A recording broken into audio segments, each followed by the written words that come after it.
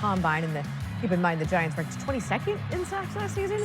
Seattle now has the 9th pick after that Russell Wilson trade, where McShay says the Seahawks are probably still looking defense. Travon, the Seahawks were 20th in pass rush win rate last season. And what about quarterbacks? The first one off the board, Kenny Pickett at 18-2. The Saints, he was at 11 to Washington, but obviously that all changed with the Carson Wentz trade. To see this whole mock draft, you just go to ESPN.com to check it out.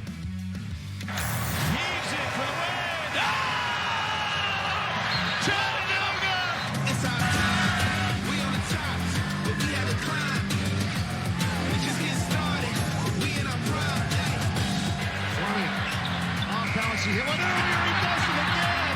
Time expires. The comeback is complete. March is madness. Top of the key with the three. Big blue madness in March. It's officially March Madness. Top-ranked Gonzaga becoming the 11th team to punch their ticket with their win over St. Mary's last night in Vegas. 5 others also earning a berth to the NCAA tournament last night. We'll add one more to the list tonight when Colgate and Navy play each other for the Patriot League title. Meanwhile, ACC tournament underway at the Barclays, second round.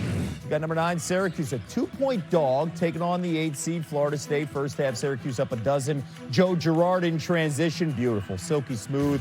Now, watch that. Wyatt Wilkes is hunched over. Why? Buddy Boeheim and, it's the shot seen around the world by everyone but the referees. No foul called. Play not reviewed. Jim Boeheim. The kid pushed him twice, and he swung around and hit him. And I think it was inadvertent, but that's okay.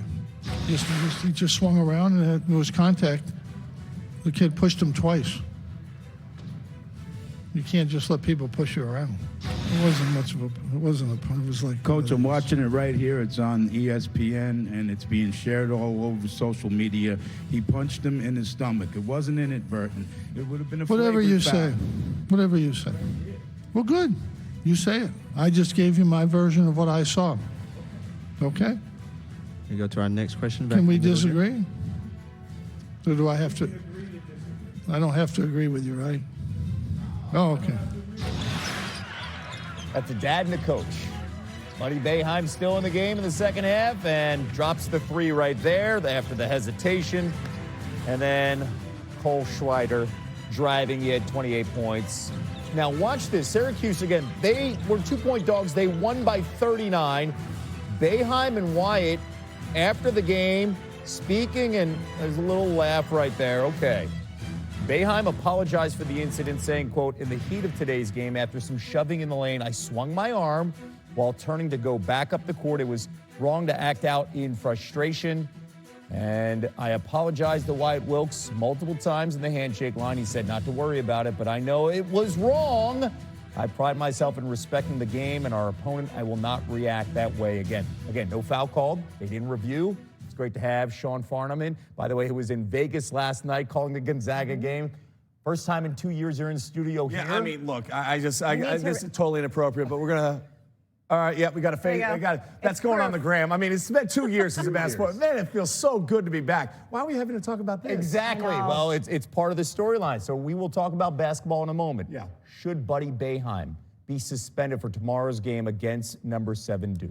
Yes, 100%. That wasn't inadvertent. That's not a basketball move. He wasn't running up the court and just awkwardly swung his arm out. Mm-hmm. That was a punch. Mm-hmm. And look, in the game of basketball, you're going to get pushed. All right? Oh, he got pushed multiple times. Irrelevant. Irrelevant. This was an intentional, flagrant act that was a non-basketball play that goes to the category of excessive. Mm-hmm. You cannot allow that to happen. The conference is looking at this. My full anticipation is he will be suspended and not able to play against Duke. It's not an indictment on who he is as a person. You guys just ran the Jawan Howard piece before I came on. Look, that was a bad incident. There's no doubt about it. And Jawan has now shown some remorse for it.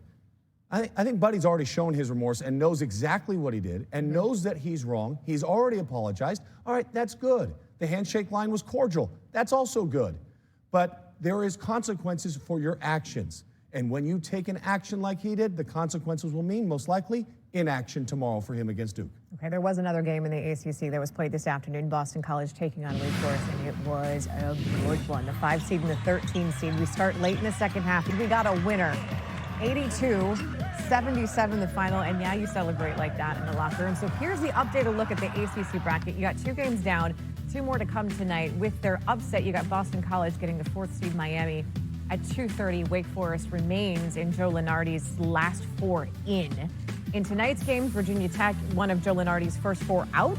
Virginia is in the next 4 out, and then Syracuse is going to, as we mentioned, take on top-ranked Duke in the opening game. That is tomorrow afternoon at noon. Now, the last time we saw Duke, they were taking on UNC, and it was a UNC win. So for the Duke perspective, what do they need to do in this game to prove to you that they can be national champions? Listen, Kevin, you're in studio with Fonz and Seth every single Monday night. You see Big Monday. You've seen this Duke team play. Offensively, I have almost no concerns about them other than the late game situation where they're going to go to find a shot. But that will all become a little bit less relevant if they can figure out what they're doing at the defensive end of the floor. When you go back and you watch that game against North Carolina, Carolina put them in on-ball screen situation after on-ball screen situation. Their rotations were a step slow. They didn't communicate well. They didn't recover well. They were hugging guys on the weak side instead of tagging the roller. And what that ended up giving up was wide open shots in the paint. If this team can buy in defensively and compete at the level in which they need to do, and which I think you heard Coach K allude to in his pre-post-game speech to the crowd, I think they could win a national championship. They could be one of those 8 teams that we so often talk about that have a chance to get to New Orleans and win the title. If not, this is a team that could lose in the second round.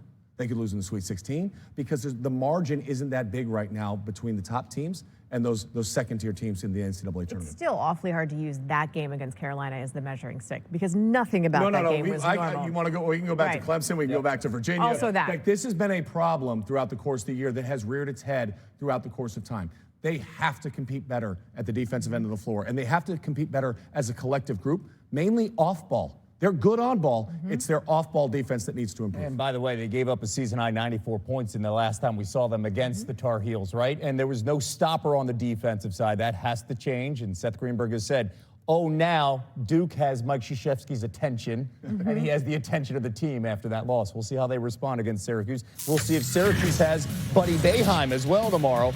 Meanwhile, let's continue a little more than an hour away from the Suns and the Heat tipping off. The NBA Countdown crew standing by to tell us if we should consider tonight's showdown as a legit NBA Finals.